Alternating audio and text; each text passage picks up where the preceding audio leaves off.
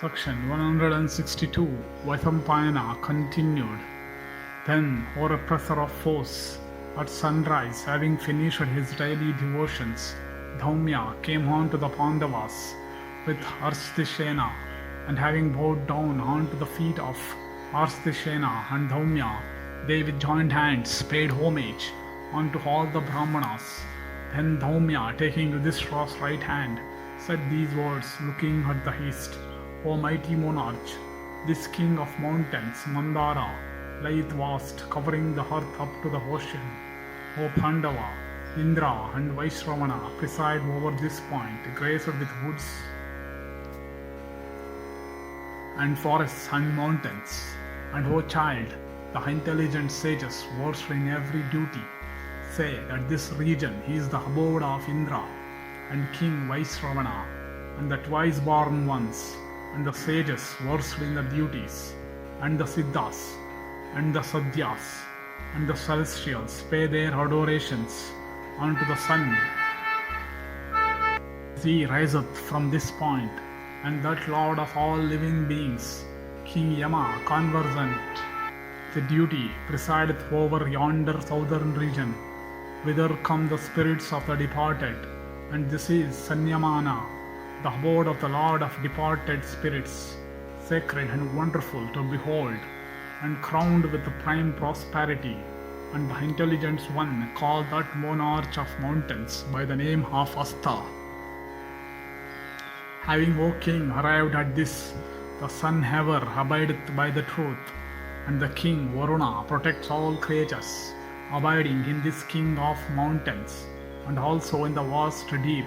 And O highly fortunate one, there illumining the northern regions lieth the puissant Mahameru, auspicious and the refuge of those knowing Brahma, where is the court of Brahma, and remaining where that soul of all creatures, Prajapati, hath created all that is mobile and immobile, and the Mahameru is the auspicious and healthy abode even of the 7 mind-born sons of Brahma, of whom Yaksha was the 7th.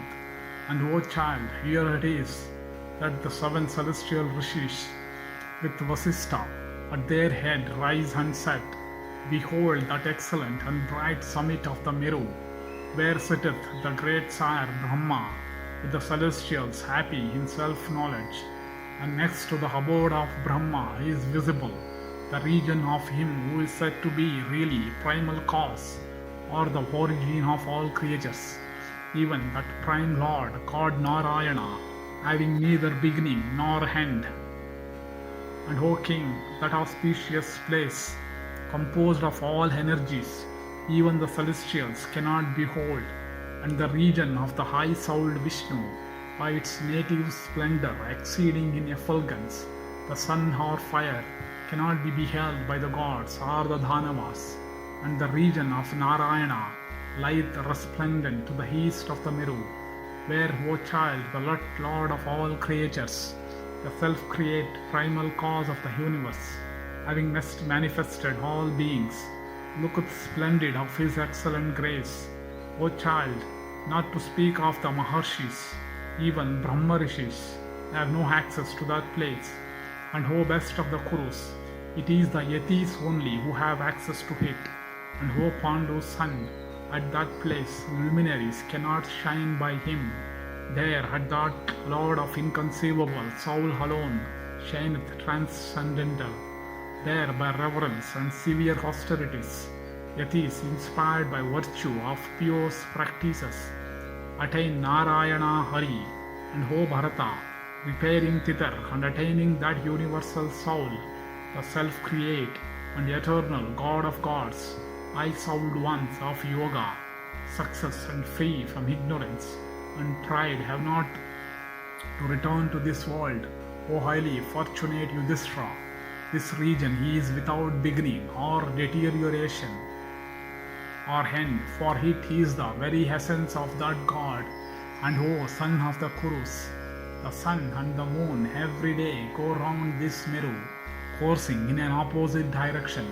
And O sinless one, O mighty monarch, the other luminaries also go round this king of mountains, In the self-same way, thus the worshipful sun who dispels the darkness goeth round this mountain, obscuring other luminaries.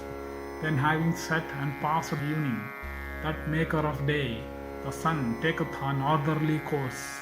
Then again nearing the Meru and divine sun ever intent on the good of all beings, again courseth facing the east, and in this way the divine moon also together with the stars goeth round this mountain, dividing the month unto several sections. By his arrival at the Parvas, having thus unerringly coursed round the mighty Meru and nourished all creatures, the moon again repaireth on to the Mandar. In the same way that the destroyer of darkness, the divine sun also moved on this unobstructed path, animating the universe. When desirous of causing dew, he repaireth to the south. Then there ensueth winter to all creatures. Then the sun turning back from the south, by his rays draweth up the energy from all creatures, both mobile and immobile.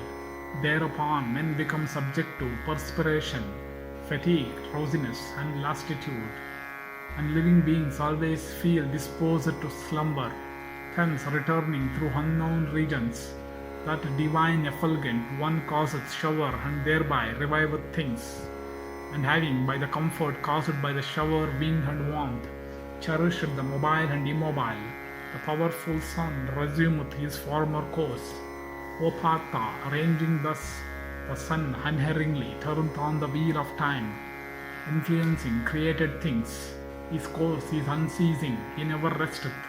O Pandava, withdrawing the energy of all beings, he again rendereth it back.